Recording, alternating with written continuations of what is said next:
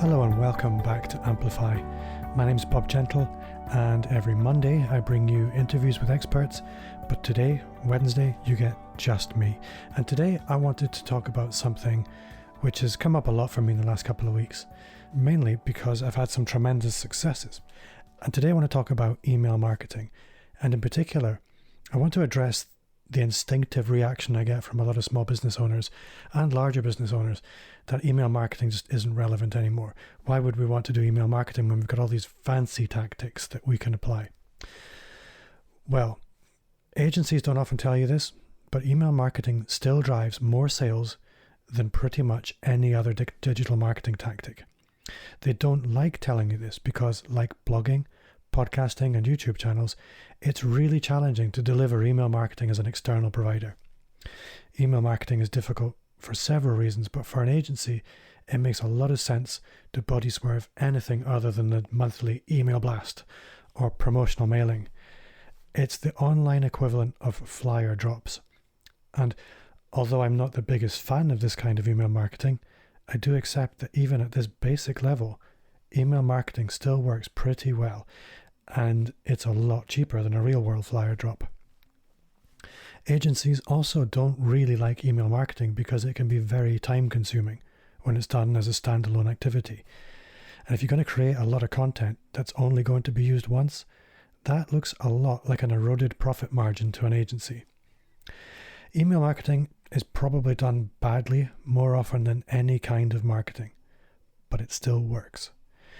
Surveys regularly show that up to 70% of e-commerce sales are driven not through ads, search engine marketing, or content marketing, but by email marketing.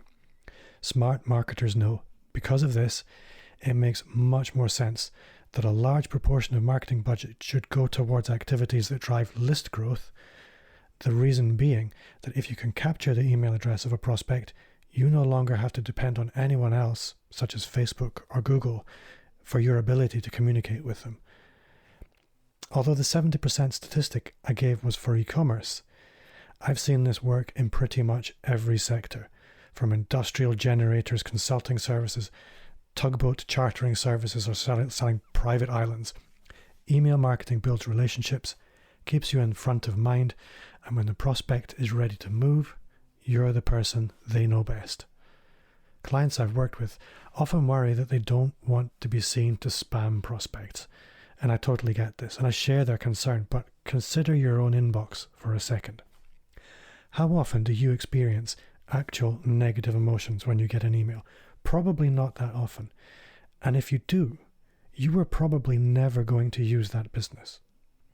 Not everybody on your mailing list will like you, care about you, or do business with you. Let that be okay. Another tool I use to help clients understand how any form of content marketing will work is the rule of thirds. In any group of people I meet, and this is true of everyone, 1/3 of people will, for no reason, not like me. 1/3 won't really have a reaction at all, but 1/3 will feel positive about me. They'll like me. This is as true of your company and your brand as it is of you as a person. And as we scale up our marketing, it's irrational for us to hope that everyone will see what we want them to see us as we want to be seen, or like us, our products or our promotions. So many people are paralyzed by the feared response of 2/3 of their audience that we're never going to buy from them anyway. The truth is, 2/3 will not like you. You need to focus on getting past them and reaching the third we know statistically will like you. Annoying a few people is just part of the deal. Marketing is polarizing. You're trying to get a response from people, and expecting that response to always be positive isn't rational. As personal branding coach Chris Tucker puts it, you need to market like a magnet to attract the best, but repel the rest. The repelling is as important as the attraction.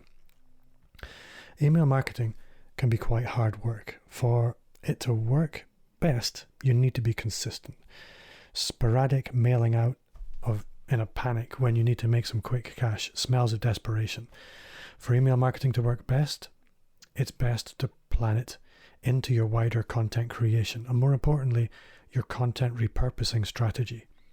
In an ideal world, you'll repurpose blog posts, links to videos, share articles, And amongst all of that, make an offer of some kind. Attention isn't free. You have to pay for it. And in email marketing, you pay for it with as much value as you can manage. As a rule of thumb, all content on any platform should educate, entertain, and inspire. Add into that some mix of offer. Your email marketing should be trying to give a lot more than it asks for, and you need to make an effort to reward the attention you've been given. Can you see how that might change the response your emails get when they arrive? Email marketing also needs to be anticipated. You need a routine and you need to stick to it. Email that isn't predictable will be interpreted as spam. When it's routine, it's routine. In summary, know this. Email marketing works. Fact. There are very few exceptions. Yes, it's work, but it's definitely work worth doing. We all second guess ourselves, and people often have a habit of hyper-focusing on the detail to the extent they don't act. Don't be that guy. Don't second guess your own content, and certainly don't try to be everyone's friend. At the end of the day, your job is simple as a marketer. If your email marketing gets you only one result, it's that your name or brand lands in somebody's inbox on a regular basis, and they see you trying to do something positive. Everything else is a bonus.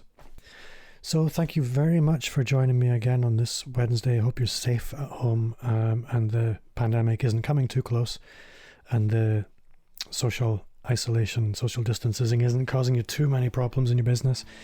If it is, maybe it's a good time to start looking at your email marketing. Thanks for joining me this week. My name's Bob Gentle, and you've been listening to Amplify. If you would like to join me in my Facebook group, just search Amplify Insiders on Facebook and you'll find us easily. If you enjoyed this show, then I would love for you to review on iTunes. And if you do, let me know and I'll try and give you a shout out of some kind. So thanks for listening, and see you again on Monday.